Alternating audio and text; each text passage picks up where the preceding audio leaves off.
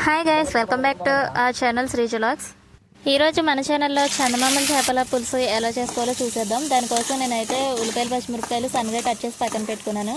Stove మీద pan పెట్టుకొని oil పోసుకొని ఆయిల్ హీట్ అయిన తర్వాత ఉల్లిపాయ పచ్చిమిరపకాయలు అనేవి యాడ్ చేసుకున్నాము.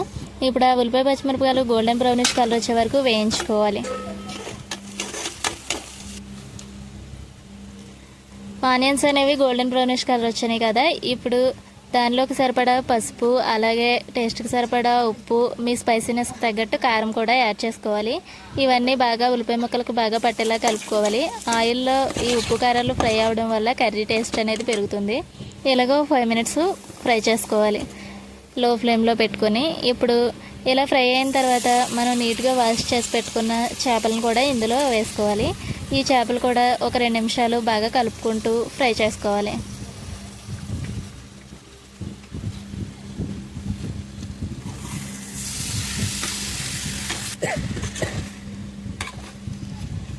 చేపలు ఈ విధంగా ఫ్రై చేసుకున్న తర్వాత ఒక టీ గ్లాస్ వాటర్ అనేది యాడ్ చేసుకోవాలి. వాటర్ పోసుకొని ఒక 5 minutes మగ్గించుకోవాలి.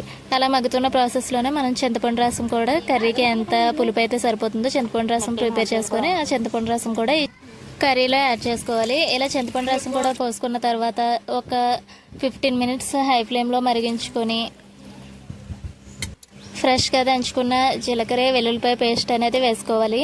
ఎప్పుడైనా మనం మసాలా ఫ్రెష్గా దంచుకుంటే దాని ఫ్లేవర్ అనేది కర్రీకి బాగా పట్టి కర్రీ కూడా మంచి ఫ్లేవర్తో టేస్టీగా అయితే వస్తుంది.